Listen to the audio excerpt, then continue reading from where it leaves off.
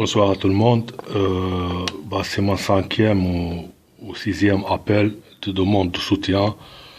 Euh, il y a des événements qui s'étaient passés, surtout après que je faisais l'interview le 22 de mois dernier. Donc nous sommes lundi le 15 mars à 10h, 22h maintenant. C'est l'heure de l'Allemagne, la ville de Ham. Donc, ça fait une semaine et quelques jours en face de ma chambre. Je peux vous montrer là ma chambre. Elle est en face. Il y a les douches. Les douches, je peux vous montrer en cachette parce que j'aime pas que personne me voit. C'est là-bas. Là-bas, c'est la douche.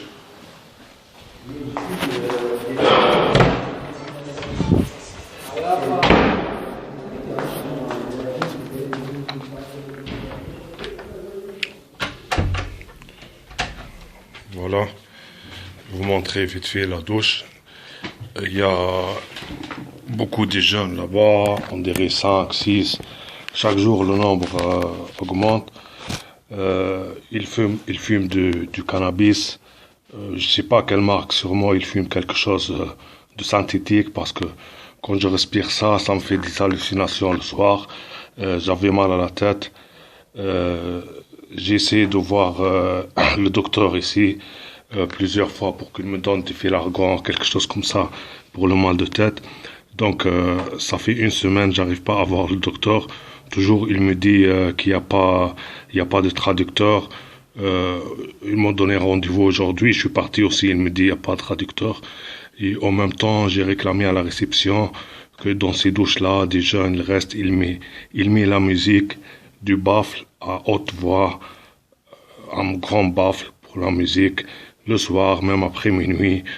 Donc, il me fait j'arrive pas à dormir et ça se fait pas, tout ça. Donc j'ai réclamé à la réception plusieurs fois, 4, 5 fois, jusqu'à aujourd'hui, j'ai réclamé encore. Je suis parti à la réception là tout à l'heure le soir, je l'ai dit venez voir, il y a des gens qui fument de la drogue, ils mettent la musique à haute voix, on n'arrive pas à dormir, tout ça. Il vient pas, il me dit on est venu et on n'a rien trouvé, il y a personne, malgré qu'il y a la musique, même il y a des réfugiés dans la réception, il dit oui, il y a des jeunes, il y a de la musique, tout ça, mais ils disent non, il n'y a rien. Donc j'étais obligé d'envoyer un email. Je les ai dit, je vais appeler la police, sinon ils m'ont dit oui, vas-y, appelle la police. Donc d'après mon expérience, j'ai compris directement qu'ils ont monté un plan, même avec des agents peut-être d'ici, parce que cette ville, Ham, elle est pas loin, si vous pouvez lire les parcours asile, elle est pas loin de la ville de Arnhem, donc en Belgique, ou bien de Saint-Troden. C'est le même rayonnement géographique, tout ça. Donc j'ai compris qu'ils ont monté quelque chose. J'étais obligé d'envoyer un email. Je parle pas allemand comme vous pouvez le savoir. J'ai envoyé un email au ministre de l'Intérieur allemand ici, accompagné des enregistrements vocaux, du bruit, de mes réclamations tous les jours, pour le bruit, pour ce bruit, celui-là.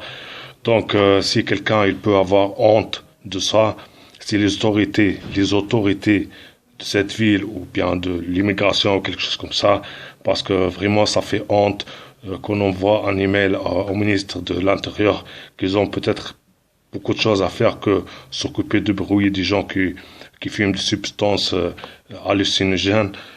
Comme ça, ils ferment les portes, ils ferment la fenêtre, ils ferment tout. Donc, malgré moi, je suis obligé de fumer. Je suis un fumeur passif. On dit ça, fumeur passif. Malgré que je fume pas, le docteur veut pas voir. La réception, il dit rien. Donc, c'est la honte, vraiment, c'est la honte. Je sais pas comment je peux m'exprimer sur ça. Donc, je vous demande encore une fois le soutien. Soutenez-moi s'il vous plaît. Là, ils ont parti loin. Donc, un problème qu'un simple agent de sécurité, il peut le résoudre. Et ils disent non. appelle la police. Donc moi j'ai compris d'après mon expérience ils ont monté quelque chose parce que des réfugiés comme ça qu'ils ont même pas la chance. C'est pas des réfugiés, c'est des gens qui le volent quand la police les attrape. Il dit oui, on veut demander asile, ils les amènent ici. Donc ils savent qu'ils ont même pas de chance, même si c'est des criminels, des voleurs, tout ça. Ils fument de la drogue, c'est des dealers, tout ça. Et ils les offrent un refuge, tout ça. Et en plus, ils ont privilégié, ils les laissent faire tout ce qu'ils veulent. En fait, ils les utilisent pour les gens comme moi. Donc, c'est ce qui est passé. J'ai réclamé, on va voir qu'est-ce que ça va donner, mon email que j'ai envoyé. Donc, comme je vous avais dit, ça fait la honte à ces autorités de ce pays-là, ou bien dans tous les pays en Europe, surtout ici, c'est pareil, c'est comme tous les pays. C'est la honte quand un problème comme ça, on arrive à parler dans des hauts niveaux pour un problème qu'un simple agent de sécurité peut le résoudre. S'il vous plaît, essayez de me soutenir. Écoutez, maintenant, c'est 10 heures, voilà, il y a la musique, tout ça. Donc ces gens, ils sont partis loin. Je vais essayer de dormir, je vais mettre des bouches d'oreilles et je vais essayer de dormir. Donc, s'il vous plaît, essayez de m'aider, essayez de me soutenir. Je sais pas comment, mais essayez, s'il vous plaît. Donc, moi, je recule pas, je vais réclamer. Et j'ai réclamé déjà dans l'interview que j'ai faisais dans le gouvernement. Donc, il y a plus rien à dire. Il y a plus rien à dire des gens. Ils ouvrent une organisation comme ça et ils laissent les gens comme ça faire ce qu'ils veulent et même fumer. Parce que moi, c'est pas de ma faute. Si eux, ils veulent fumer des choses comme ça, je suis pas obligé de respirer ça, de faire des hallucinations, du maux de tête, tout ça. Et même le docteur, il veut pas te voir, il te dit, non, on n'a pas de traducteur. Donc, essayez de m'aider, s'il vous plaît. Je veux voir qu'est-ce que ça va donner. Sinon, je vais monter mon manifestation. Encore une fois, peut-être je faisais des grèves de faim si ça s'améliore pas. Donc, merci beaucoup pour votre écoute. Merci pour votre soutien. Je compte trop sur vous, surtout les journalistes indépendants, tout ça.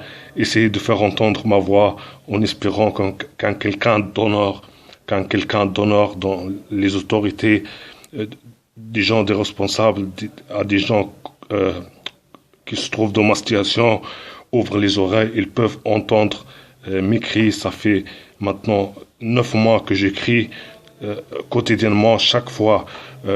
J'ignore ce qui se passe et je dis je continue, mais on est arrivé trop loin comme ça. Je suis pas obligé moi de respirer de la drogue et de la musique au discothèque en face de ma chambre et ils disent non, il y a rien. Donc j'espère que j'étais bien clair. Merci beaucoup et la lutte continue. Merci.